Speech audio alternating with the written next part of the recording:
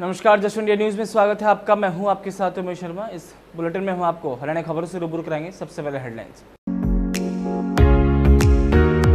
Headlines के प्रायोजक हैं माइक्रोन, भारतीय कृषि में क्रांति, पृथ्वी रोटरी टिलर।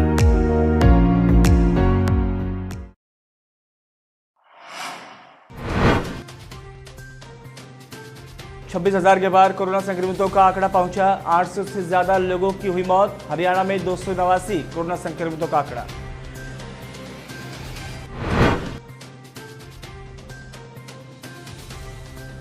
तीन मई के बाद भी जनता को नहीं मिल सकती राहत। कई राज्यों में छूट मिलना मुश्किल। बढ़ सकता है लॉकडाउन। पीएम 27 अप्रैल को होने वाली बैठक में ले सकते हैं फैसला। बारिश ने खोली सरकार और प्रशासन के दावों की पोल। अनाज मंडी में पानी निकासी के नहीं पुख्ता इंतजाम। बारिश में भीगे हजारों गेहूं के कट्टे।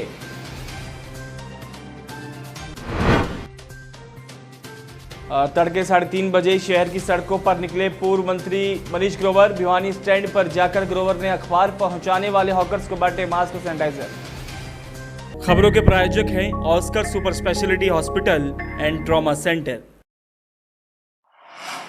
कोरोना वायरस का कहर थमता नजर नहीं आ रहा है। इसके कारण दुनिया भर में मौतों का आंकड़ा 2 लाख के पार जा चुका है, तो वहीं संक्रमितों की कुल तादाद 28 लाख से ज्यादा हो चुकी है।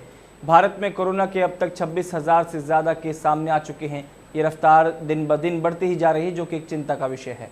सरकारी आंकड़ों के मुताबिक 824 लोगों की जान जा चुकी है और अभी 19,868 एक्टिव केस हैं, जबकि 5,803 लोग ठीक होकर डिस्चार्ज हो चुके हैं। वहीं हरियाणा की बात की जाए तो प्रदेश में 289 तक पहुंच चुका है कोरोना संक्रमितों का आंकड़ा और हरियाणा में अभी तक 3 लोग कोरोना की वजह से जान गंवा चुके हैं। तो वहीं संक्रमितों की कुल तादाद 28 लाख से ज़्यादा हो चुकी है। भारत में कोरोना के अब तक 26,000 से ज़्यादा केस सामने आ चुके हैं। ये रफ्तार दिन ब दिन बढ़ती ही जा रही है, जो कि एक चिंता का विषय है। सरकारी आंकड़ों के मुताबिक 824 लोगों की जान जा चुकी है और अभी 19,868 एक्टिव केस हैं, जबकि 5,803 लोग ठीक होकर डिस्चार्ज हो चुके हैं। वहीं हरियाणा की बात की जाए तो प्रदेश में 289 तक पहुंच चुका है कोरोना संक्रमितों का आंकड़ा और हरियाणा में अभी तक 3 लोग कोरोना की वजह से जान गंवा चुके हैं। देश में कोरोना वायरस के बढ़ते मामलों को देखते हुए लगाया गया लॉकडाउन 3 मई को खत्म हो रहा है। ऐसे में सबके मन में इस समय ये सवाल उठ रहा होगा कि लॉकडाउन हटेगा या फिर नहीं। मीडिया रिपोर्ट के मुताबिक अधिकतर राज्यों की राय है कि हॉटस्पॉट वाले इलाकों में लॉकडाउन उसी तरह जारी रहेगा और आर्थिक नुकसान को कम करने के लिए कई राज्य ग्रीन जोन वाले इलाकों से प्रतिबंध हटा सकते हैं। देश में लॉकडाउन के बावजूद कोविड-19 संक्रमण की रफ्तार अभी धीमी नहीं पड़ी है और ऐसे में कई राज्य 3 मई के बाद भी सख्ती जारी रखना चाहते हैं। कोरोना पर बनी दिल्ली सरकार की कमेटी ने एक दिन पहले ही कहा था कि राष्ट्रीय राजधानी में 16 मई तक लॉकडाउन बढ़ाना पड़ेगा। उसके बाद शनिवार को 5 और राज्यों ने कहा कि वो अपने यहाँ हॉटस्पॉट्स में 3 मई के बाद भी लॉकडाउन रखना चाहते हैं। बता दें कि महाराष्ट्र, मध्य प्रदेश, पंजाब, पश्चिम बंगाल और ओडिशा ने लॉकडाउन आगे बढ़ाने की बात कही है, तो वहीं 6 राज्य आंध्र प्रदेश, हरियाणा, हिमाचल प्रदेश, कर्नाटक, गुजरात और तमिलनाडु ने कहा है कि वो केंद्र के निर्देशों का पालन करेंगे। हालांकि असम, केरल और बिहार इस बारे में सोमवार को प्रधानमंत्री नरेंद्र मोदी की राज्य केंद्र शासित प्रदेशों के साथ होने वाली वीडियो कॉन्फ्रेंस के बाद कोई फैसला लेना चाहते हैं। स्कूली छात्रों को प्रदेश की संस्कृति से रूबरू करवाने के लिए सामाजिक संस्था राह ग्रुप फाउंडेशन ने सार्थक पहल की है, जिसके तहत राह संस्था अब हरियाणा के सरकारी और प्राइवेट स्कूलों में हरियाणा को जानो पुस्तक उपलब्ध करवाएगी, जिसमें सामान्य पाठ्यक्रम और कंपटीशन के पैटर्न को मिलाकर रोचक तरीके से तैयार करके प्रदेश से जुड़ी जानकारियां दी गई है। सीबीएसई, एचबीएसई और केंद्रीय बोर्ड से जुड़े सभी प्रकार के स्कूलों में कक्षा 4 से लेकर 12वीं कक्षा तक के छात्रों को ये पुस्तक नामात्र मूल्य पर उपलब्ध करवाई जाएगी। राह ग्रुप फाउंडेशन की इस पुस्तक में 1000 से ज़्यादा बहुविकल्पीय प्रश्न उत्तर भी होंगे। सबसे बड़ी बात यह है कि इस पुस्तक को तैयार करने में 10 से ज़्यादा लेखकों और 20 एक्सपर्ट की मदद ली गई है। प्रदेश के इतिहास में ये पहली ऐसी रंगीन पुस्तक है जिसमें मानचित्रों और सांस्कृतिक विरासत से जुड़े चित्रों और शब्दावली का उपयोग किया गया है। इसके अलावा इस पुस्तक में ऐसी दर्जनों जानकारियां भी होंगी जो कि अब तक प्रदेश के इतिहास पर बनी किसी भी पुस्तक में उपलब्ध नहीं होगी। भारतीय जनता पार्टी के सीनियर लीडर और प्रदेश के पूर्व सहकारिता मंत्री मनीष ग्रोवर के लिए दिन हो या रात, आंधी हो या बारिश, उनके हौसलों को कोई हिला नहीं सकता। उनका मजबूत हौसला रविवार को उस समय देखने को मिला जब तड़के करीब 3:30 बजे साइकिल पर सवार होकर भिवानी स्टैंड पहुंचे। यहां पर घर घर अखबार पहुंचाने वाले अखबारों के हॉकर्स बंधुओं को मास्क और सैनिटाइजर वितरित किए गए। उन्होंने कहा कि आप सभी का काम चुनौती वाला है और ऐसे समय में आपको अपनी सेहत की चिंता करनी चाहिए। कोरोना महामारी में मास्क जरूर पहनें और अखबार वितरित करते समय सभी सावधानियों का ध्यान रखें। पूर्व मंत्री मनीष ग्रोवर को अपने बीच पाकर अखबारों के हॉकर बेहद खुश नजर आए। पूर्व मंत्री ने कहा कि लगातार उनसे संपर्क रहेगा। आगे अगर किसी साथी को मास्क या सैनिटाइजर की आवश्यकता पड़ेगी तो उपलब्ध कराई जाएगी।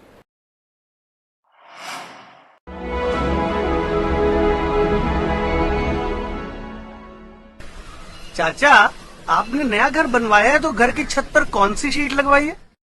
बेटा, मैंने अपने घर की छत पर एशियन शीट लगवाई है क्योंकि वो कभी न मिटने वाले ओरिजिनल निशान की चादरें हैं। साथ में ISI का चिन्ह, 5 साल की वारंटी के साथ साथ पैसों का सही मूल्य देने वाली वही इकलौती शीट्स हैं। क्योंकि नाम नहीं, पहचान जरूरी है।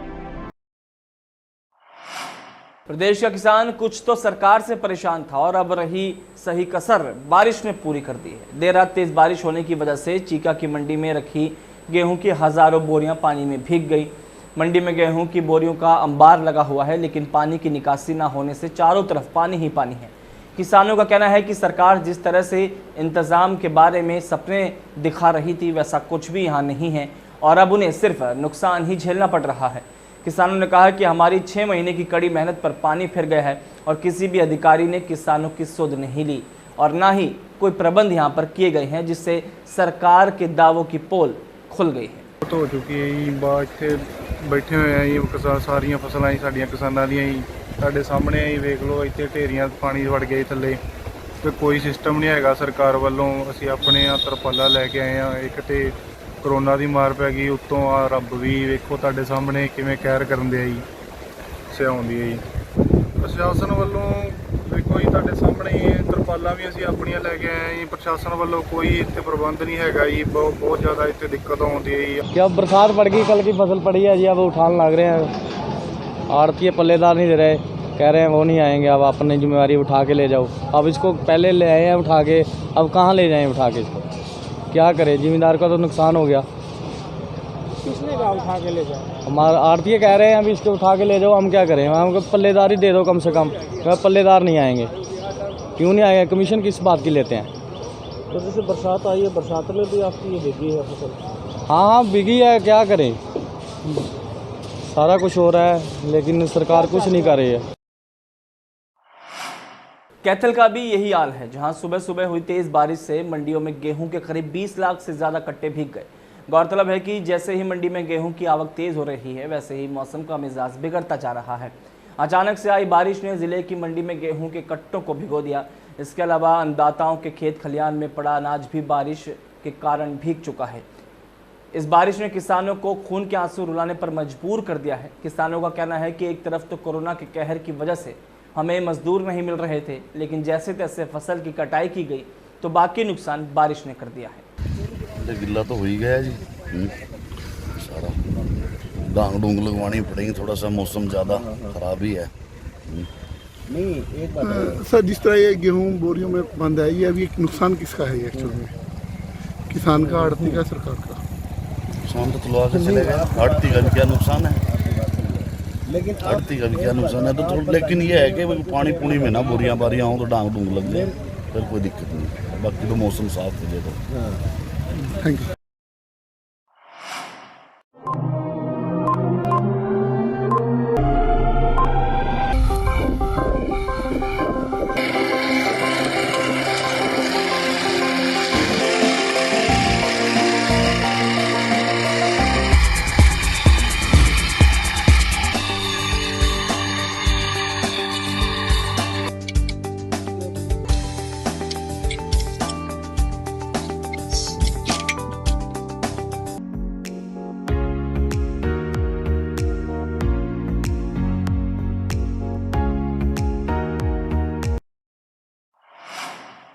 Welcome to John Wesley Convent, a prestigious, renowned and remarkable school of Rohtak. Excellent learning environment, standardized infrastructure and experienced faculty, well-formed robotics lab, well-equipped science labs, world-class computer lab, well-stocked library, digital smart classrooms, excellent sports facilities, best transport service. John Wesley Convent, a school where your search comes.